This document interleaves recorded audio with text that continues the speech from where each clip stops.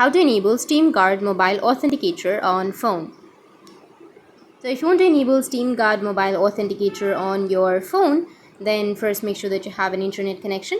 After that, you need to have your Steam application on your device. If you don't have the application, you can go with your Play Store or your App Store and install the application. Once you've installed, now you need to go with the middle of your screen, bottom middle, which has that shield option. Tap on shield and it will take you to the scanner section. So from here, you need to go and scan the QR code, which you'll find on your laptop. So you need to open up your laptop. If your QR code doesn't work, then you can also go with show Steam Guard code, which will be on the bottom left, and you will have your code.